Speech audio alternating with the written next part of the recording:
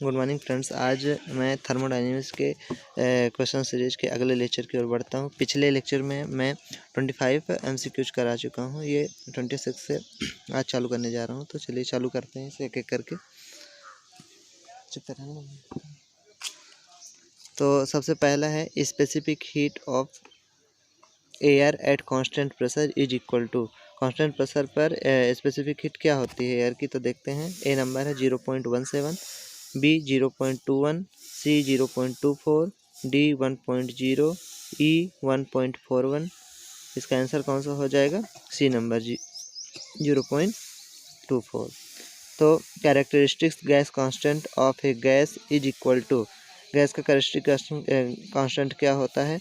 सी upon C B, C V upon C P, C P minus C B, C P plus C B, C P multiply C B. तो इसका answer कौन सा हो जाएगा? C number. C P minus C B तीन होता है। देखो, एक होता है सी P minus C V is equal to R, C P upon C V is equal to gamma.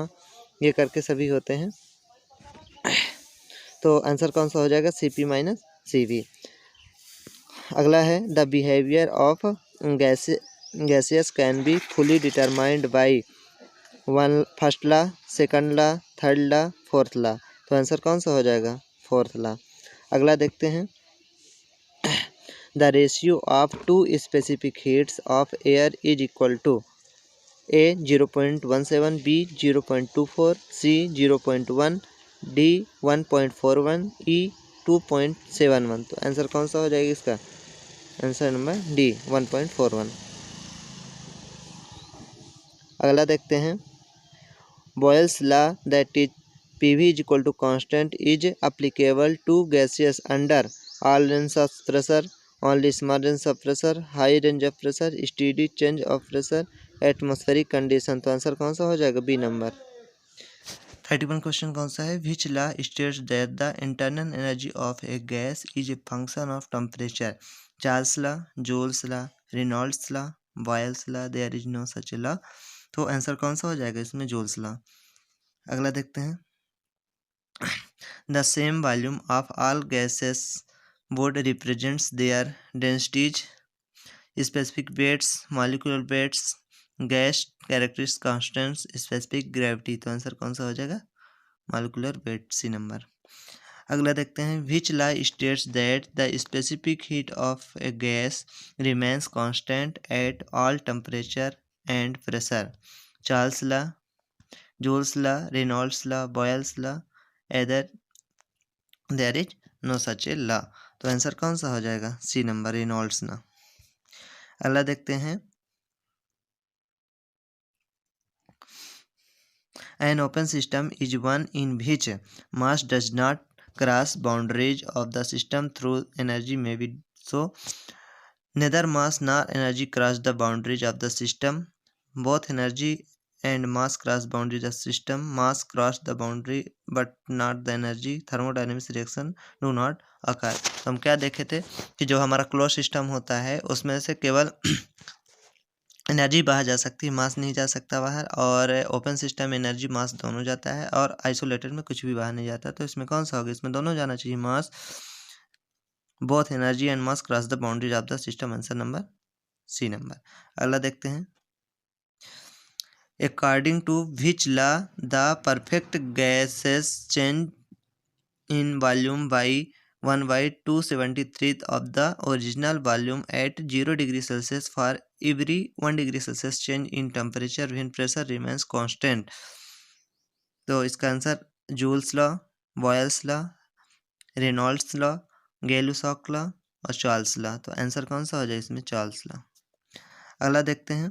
Gaseous have only one value of specific heat, two values of specific heat, three values of specific heat, no value of specific heat, under some conditions one value and some times two values of specific heat. तो answer number कौन सा हो जाएगा? B number. हमेशा दो होते हैं, CP/CV अलग अलग होता है।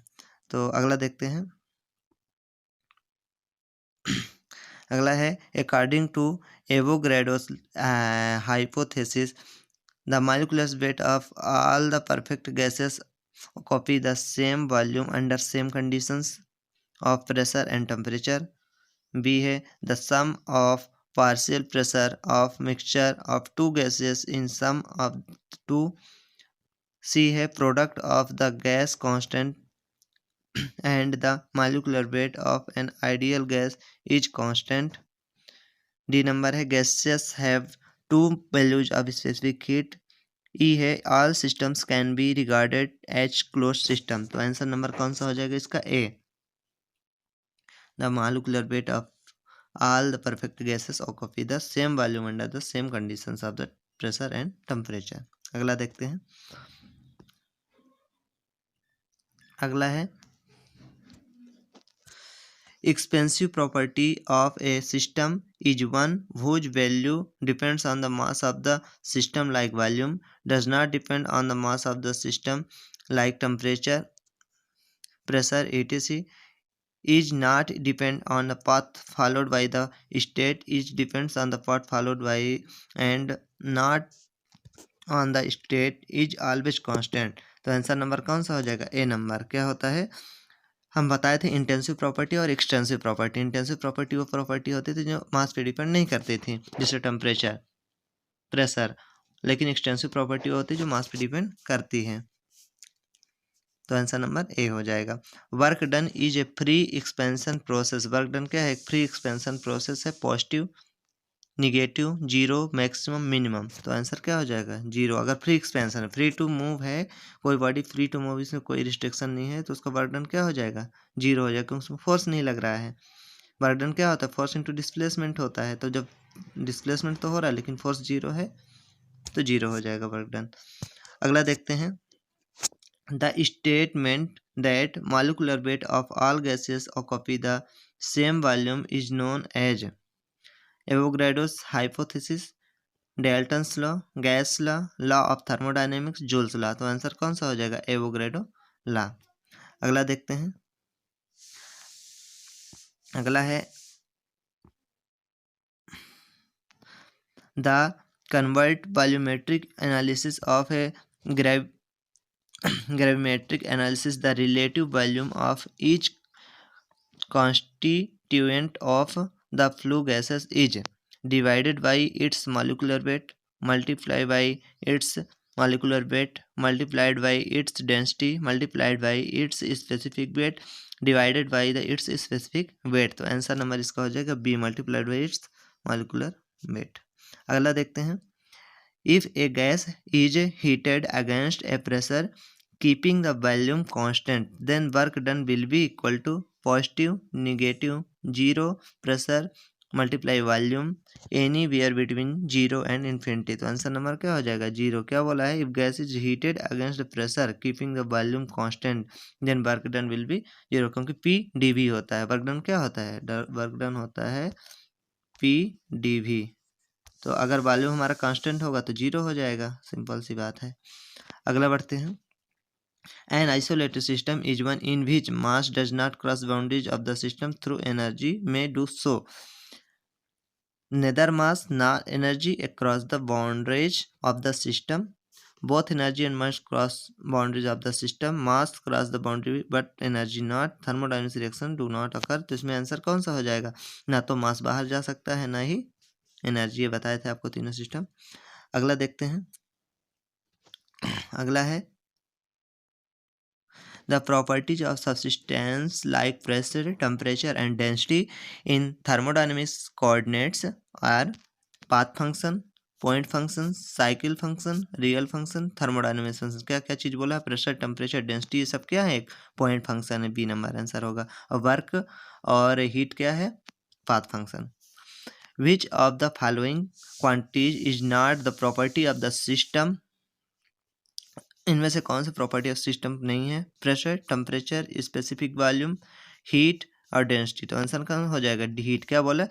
जो इंटेंसिव प्रॉपर्टी, एक्सटेंसिव प्रॉपर्टी आपने बता दी। इंटेंसिव प्रॉपर्टी जो मास पे डिपेंड नहीं करती, एक्सटेंसिव प्रॉपर्टी जो मास पे डिपेंड करती है। और इसमें क्या बोला है? प्रॉपर्टी कौन सी है? तो प्रॉपर्टी नहीं है हीट। इसके अलावा density, specific volume, temperature, pressure, ये क्या है? एक प्रॉपर्टी जो एक पॉइंट पे डिपेंड करती हैं।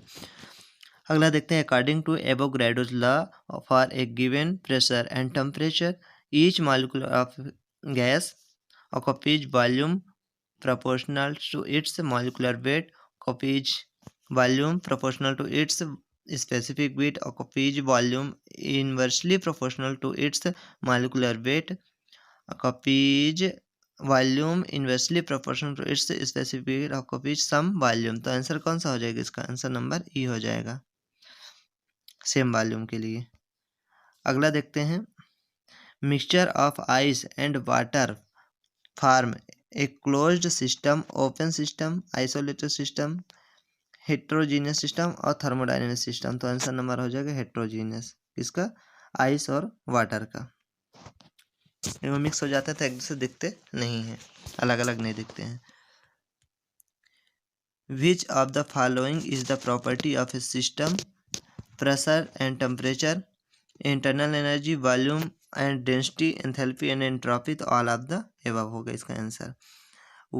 On weights basis air contains following parts of oxygen 21, 23, 25, 73, 79। तो बी नंबर आंसर हो जाएगा क्या? 23।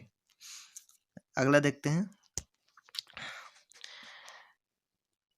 आखिरी क्वेश्चन मेरा है विच of the following is not the intensive property? इनमें से कौन सा इंटेंसिव प्रॉपर्टी? इंटेंसिव प्रॉपर्टी आपको बताया था जो मास पे डिपेंड नहीं करता। तो क्या? Pressure, temperature, density, heat, specific volume. तो आंसर कौन सा हो जाएगा?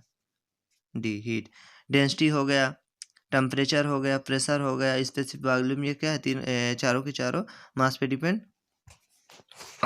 डिपेंड करती हैं। जैसे कि प्रेशर, टेम्परेचर ये नहीं करते हैं, लेकिन इंटेंसिव प्रॉपर्टी, जो इंटेंसिव प्रॉपर्टी नहीं हो क्या है? हीट। तो चलिए मिलते हैं अपने अगले लेक्चर में, तब तक के लिए थैंक यू।